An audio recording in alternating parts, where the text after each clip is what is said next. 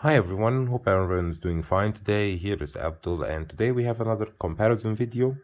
This time I'm comparing three different watches in three different price categories. One of them I'm keeping, and most probably this one as well. I'm trying not to sell it, but at the moment I'm a little bit crunch for funds, so most probably I will be selling this as well, and this as well. So let's start with the cheapest one on the list. That's the About Vintage GMT World Traveler 1982. Long name. Basically, you get a quartz with a random movement inside.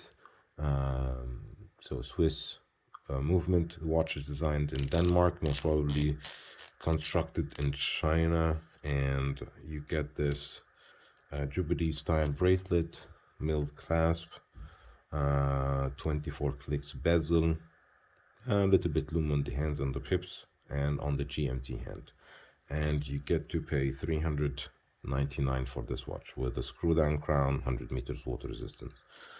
And this is how it would look on a 17.1 centimeter wrist. As you can see, it looks quite nice.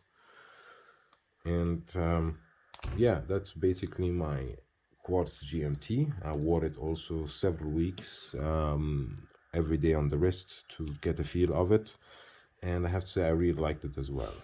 So the second watch on the list is this Seiko 5 GMT with the orange dial. So we have here a SKX case shape, really nice. The orange dial complements the gray and the black on the GMT bezel. I wear it with rubber. It came actually with a Jubilee style bracelet, but as you know, Seiko bracelets are not the best. And I really like it on this rubber strap as well. So this has a inner chapter of 24 hours. It has also a friction bezel for GMT, so you can fix 3 time zones at the same time. Here you can fix also 3 time zones because you can move the bezel. And last but not least, of course, is the Rolex Explorer II with the GMT function. You have a fixed bezel, 24 hours count, and you have loom, of course, but this is a tritium version, so the loom is barely noticeable, if any.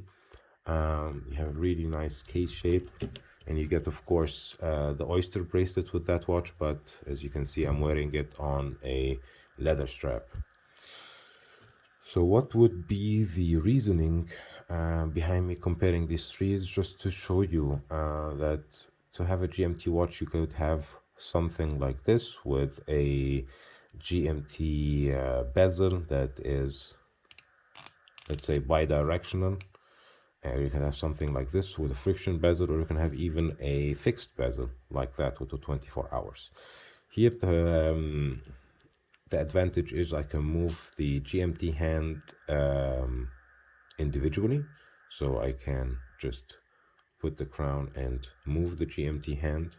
Here it moves with the date here as well, so the GMT hand is not individual. So for traveling purposes, it would be more, let's say, functional, because I would just switch on, open the crown, move the GMT hands to the new time zone, or I move to the hour hand to the new time zone and leave the GMT hand as the home zone.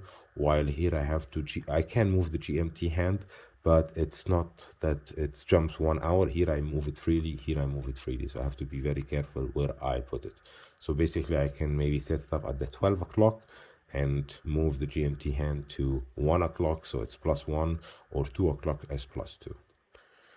So that's just a small, let's say, summation of the change or the differences between these watches. Of course, these are under 1,000 euros, because this is 390, this is 390 as well, something like that, and this is around 10,000 at the moment. So the difference is massive between the price, but I have to say the Seiko offers for me a lot of bang for buck, especially with this style.